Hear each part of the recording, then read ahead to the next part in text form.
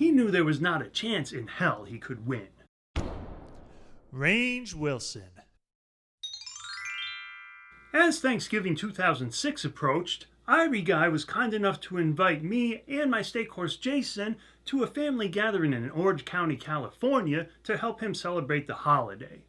Jason and I gladly accepted.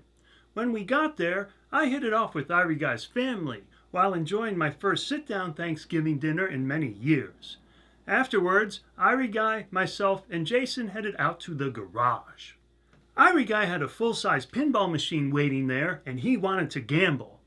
I eagerly accepted his challenge.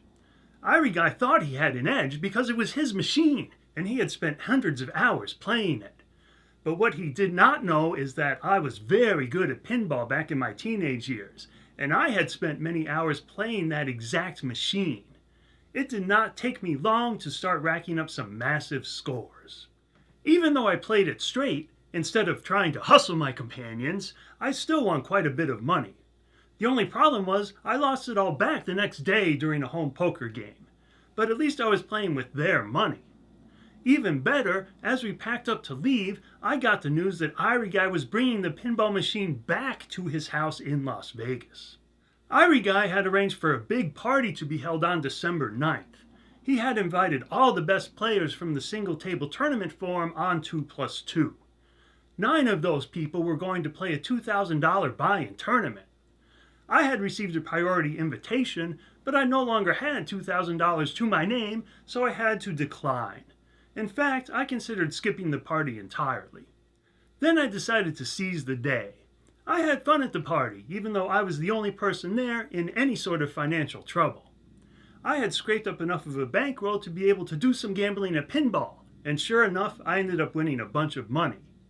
But then I decided to spend that money on getting lap dances from the many exotic dancers in attendance.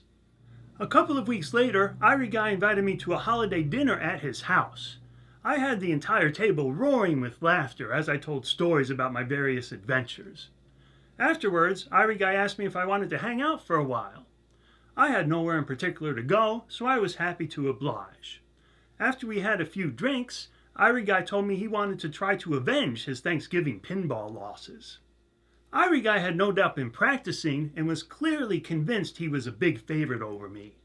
I felt a little bad about taking his money after all his recent hospitality. But Irieguy was a stone-cold gambler, well aware of the risks he was taking. If anything, gambler's etiquette demanded that I give him a chance to avenge his losses. That same etiquette also demanded that I let him continue to raise the stakes as he continued to lose. Soon, the money started getting big, at least to me. Irieguy found himself in the hole for $2,000 and wanted to play a double or nothing game for the entire amount. I agreed, but told him that I would have to stop after that one game, win or lose. Gambler's etiquette or not, $4,000 was just too much money for me to leave on the table. Irieguy reluctantly agreed, and we fired up one last game. Just like in the other games, I jumped out to a big lead. In fact, I almost won without having to play my final ball at all. But somehow Irieguy managed to squeak out a 10-point advantage before he turned the table over to me. He knew there was not a chance in hell he could win. All I had to do was hit one bumper and the game would be over. I sent the ball up the ramp confidently with dollar signs in my eyes. The ball rattled around, then somehow slid past the entire set of upper bumpers without hitting anything. Then it somehow slid past the capture hole between the upper bumpers.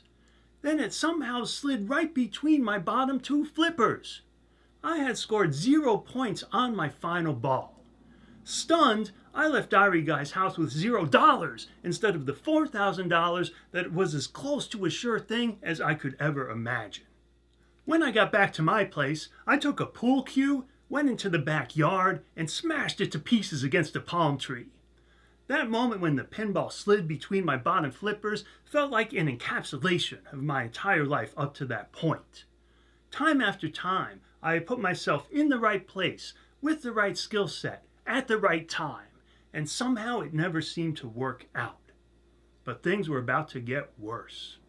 Tune in next time to find out what happened when the Fed started arresting people involved in online poker. Until then, Regular viewers, please like, comment, and or share. New viewers, please click the icon to subscribe, the playlist to catch up on my life videos, or watch a video that YouTube has picked for you personally.